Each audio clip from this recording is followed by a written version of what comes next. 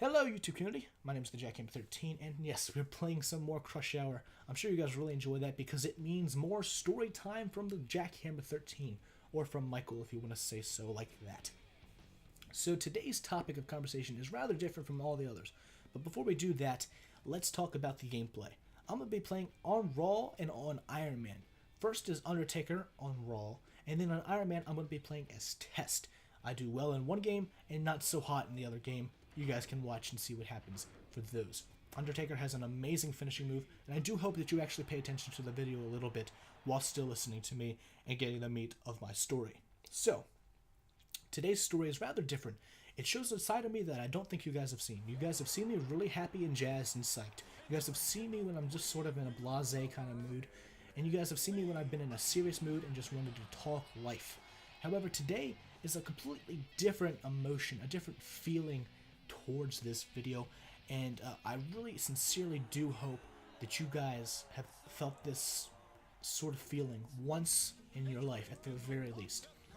I very much enjoyed it, and looking back on it now, this is probably one of my favorite moments of my entire life so far. Hopefully things do get a little bit better, because I don't like saying that it's my best moment and it's what defines me as a human being, because well, you'll find out. So the story starts in 8th grade. The 8th grade class that I had was in a private school, a rather small private school, and the class was only about 9 people, 5 girls, 4 guys. I was one of the guys, by the way. That's counting me. And every year, the school decided to schedule a trip to go to Great Wolf Lodge in Williamsburg, Virginia, rather, not Pennsylvania. I'm thinking Williamsport. That's another story for another time, Michael. So, if you've never been to Great Wolf Lodge, or if you don't know what Great Wolf Lodge is, and this is just for those of you who might be overseas and have never heard of it, or even then, just for those people who are in America and might not have heard of it, Great Wolf Lodge is like a hotel that has a water park, an indoor water park, attached to it, and it's just outside of where Williamsburg, Virginia is, which is a very historic place in America. A lot of stuff happened there, lots of different battles, it's a lot of history. And also Busch Gardens is like right down the street. I'm sure somebody from all over the world has heard of Busch Gardens at least. So I think I've hit a nail on the head for like the general region there. So the trip, like I said, there's 5 girls and 4 guys. And then we had a male and a female teacher that went with us as chaperones. So the trip had 11 people total, and we only needed to use 2 cars. It was pretty cool. It was a 2-day excursion. One was getting down there, and then we like had a little bit of time to play, and then we had to go to bed. So we had like 6 or 7 hours, I think, that we got to play. By the time we got up there, because we had to leave at like 8. So yeah, and then the next day was just the drive back. We had a little bit of time to pack our bags. I think we also had like an hour or 2 to play, like in the water park for a little while. But the main part of the trip, the funnest part of the trip, was supposed to be the night, and it really was. So I'll get to that. However, the seating arrangements were sort of like this. We had 2 guys in 1 car. We had 2 guys with the male teacher, and there were 3 guys with the female teacher. So it was, the ratios were 2 to 3 in the female teacher's car, and 3 to 3 in the male teacher's car on the way up, I think. Yeah, I never got to ride in the male teacher's car, so I don't remember exactly who was in it. But yeah, I think that's roughly what happened there. The drive up really is just, or sorry, it's actually the drive down, because we're in Maryland and that's Virginia. Look on the map, you'll see Maryland is north of Virginia, Michael. So the drive down really wasn't that big of a thing. It took a little while. We had a couple stops, and by the time we got there, like I said, we left about 8 o'clock, so we got there about 1 in the afternoon. Then we had to sign in, and I had never been to a Great Wolf Lodge before, so I had never really expected anything, but it had a nice log cabin feel to it, which was interesting. While we waited, we played a little bit of chess or checkers. I don't remember which it was, on the table. For some reason, they had chess and checkers there. and I got wrecked. I think I lost, but that doesn't really matter. So then after that, we had amazing time getting to actually, play in the water park because we were all signed in. We had the room keys. We put our bags into the room, and everything was just going well. And so we all decided, all right, everything's packed up. Let's go ahead and have fun. Let's do our thing. So one of the first things that people wanted to do was check out the wave machine. Basically, you get onto a boogie board type device, and you're supposed to stay on the wave as long as you can. You could stand on it and try to surf it, do quick, cool little tricks. You could try to bodyboard it for a little bit. You could even, if you were feeling ballsy enough, try to do tricks when you were bodyboarding, which is one of the harder things to do in my opinion.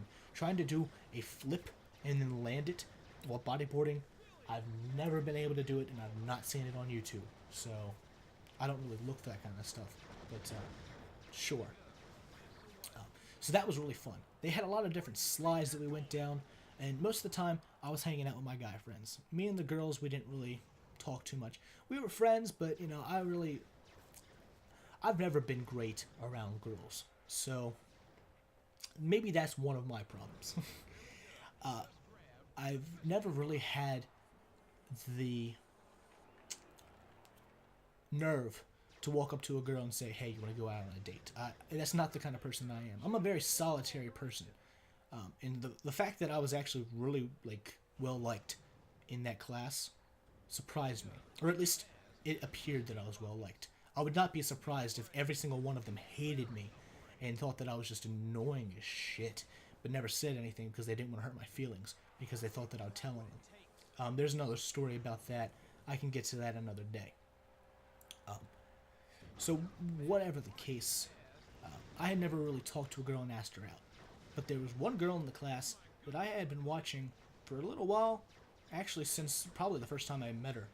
And I was just like, yeah, I really like her. I think she's really very, very attractive. I liked the way she laughed. I liked everything about her. She told stories and I would listen to them.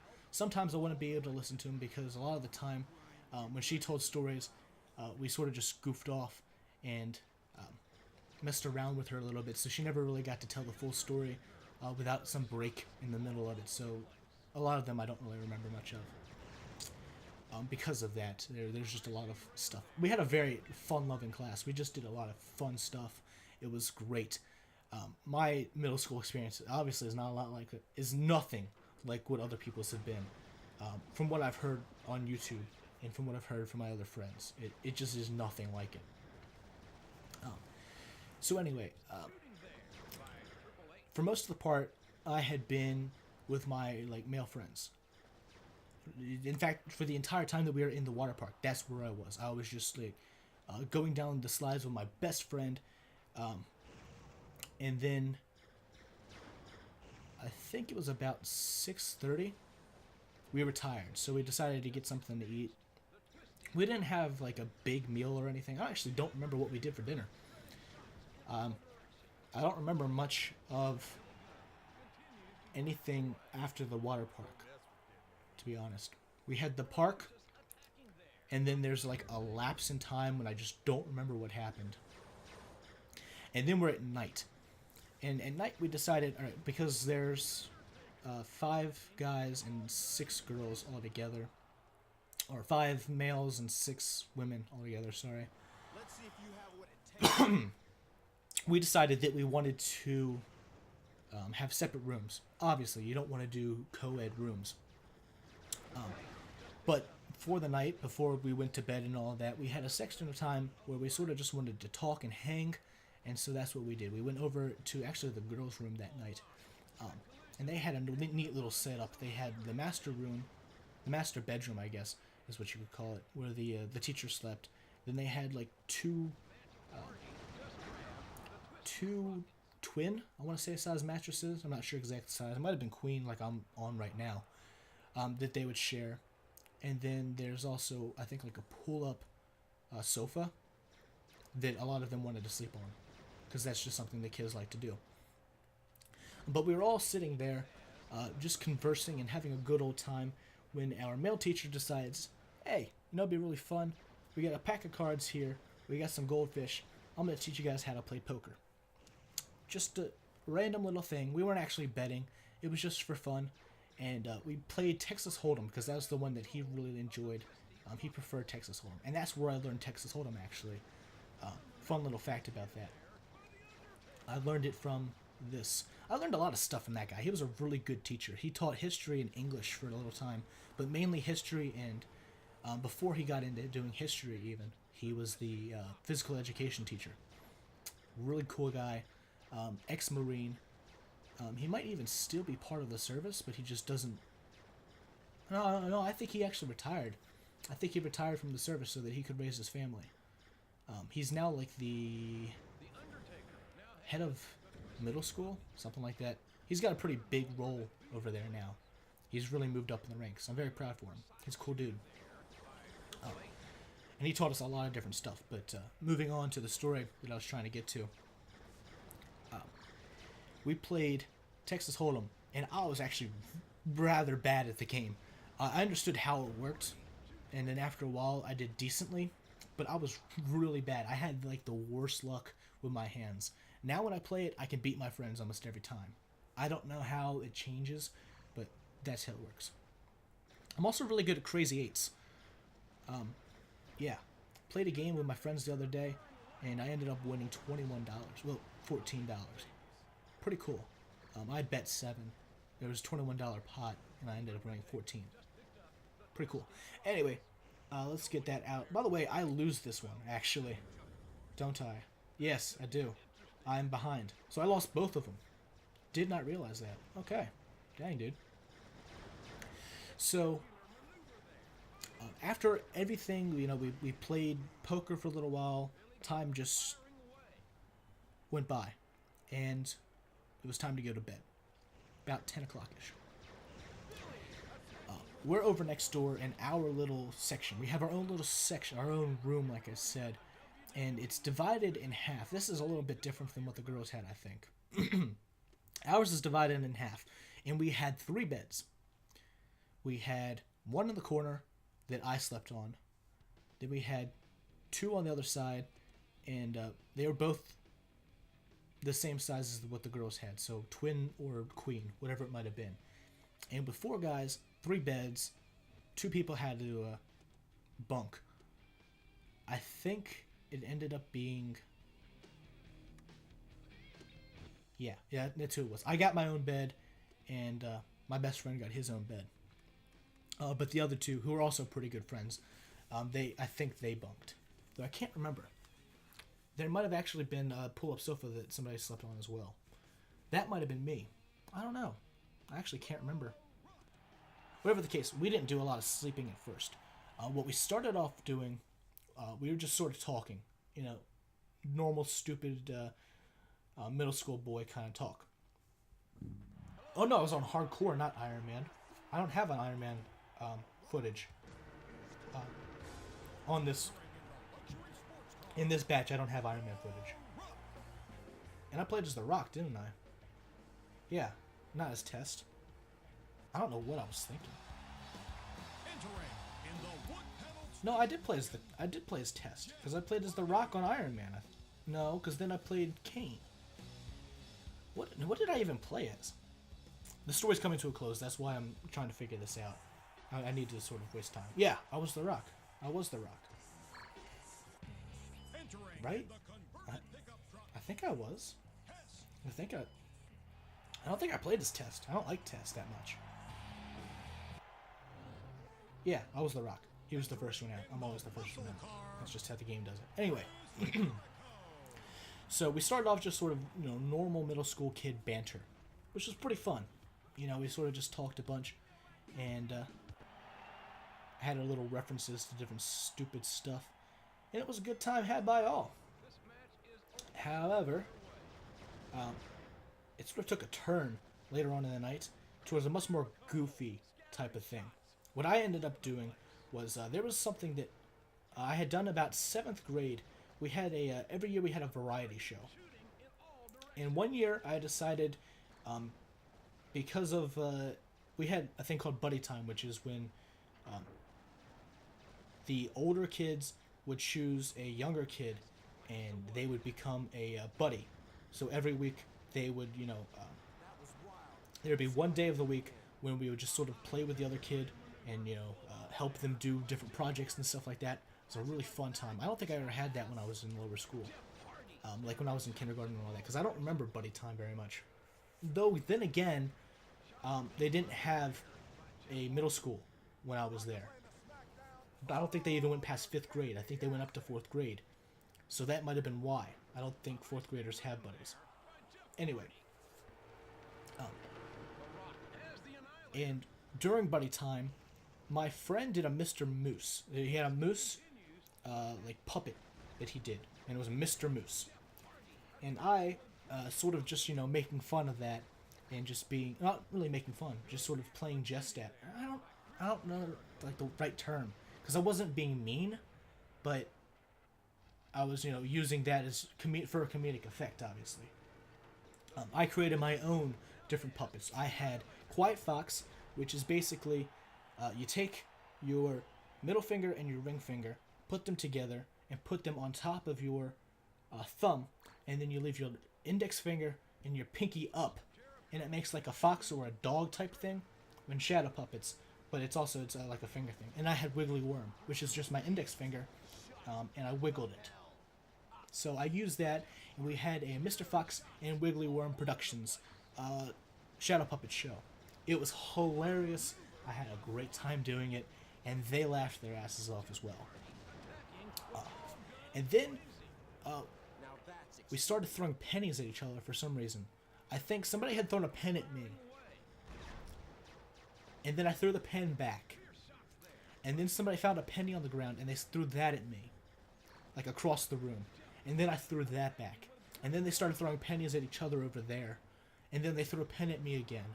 And then I threw the pen back. And we just had sort of like a throwing things at each other contest to see who would live the longest.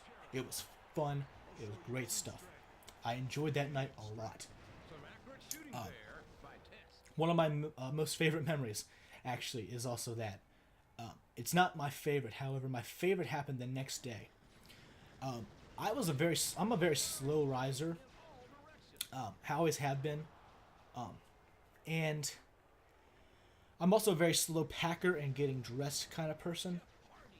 So when we had to pack up and leave and go back home, I was one of the last people. I think I was even like trailing behind and they were about to leave without me kind of type deal. One of those things. Eventually I did, however, catch up. And when I caught up, they had already decided who's going to be sitting where. So I didn't get to sit in the car with the girl that I really liked. Yeah, that's just the way it worked. I hadn't sat with her or in the same car as her at all. But that didn't really bother me because I probably wouldn't have known what to say anyway. And so I was back in the same car with the female instructor or teacher or whatever you want to call her and my best friend. We both sat in the same car the entire ride, to and back. And the other two guys switched cars every now and again.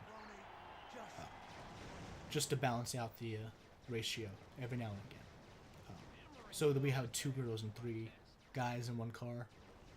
And then we had 4 girls and 2 guys. It was different, but interesting. So on the ride back, we needed to stop. Just so that we could, get out and walk for a little bit. Because it's a long way across the Bay Bridge Tunnel. And just before the tunnel, on both sides, they have a nice little lookout area. Little did I know that this lookout area was going to become one of the most fantasized things in my life. And I don't mean that in a weird way. That kind of sounds weird. Oh well.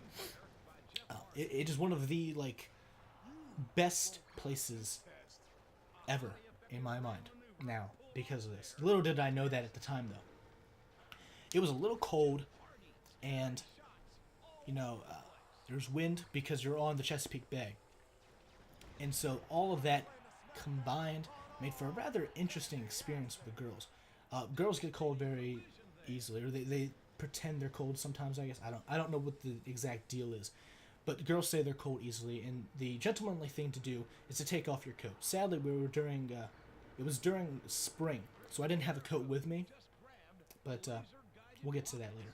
So we got to the end of the dock, and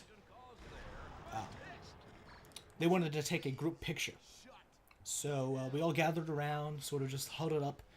I was in the background like I always am. I don't like pictures very much. I don't like being taken in, like, photographs and all that. I'll do it if I have to.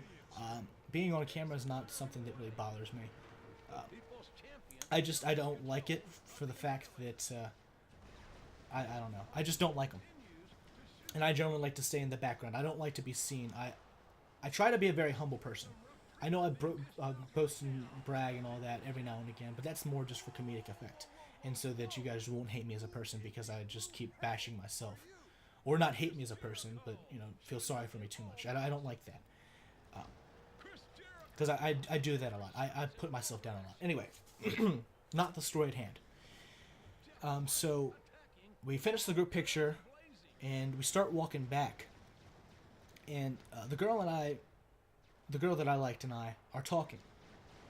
And one of her friends, and I also like this girl a little bit too, but not nearly as much, and not for nearly as long as I like the other girl.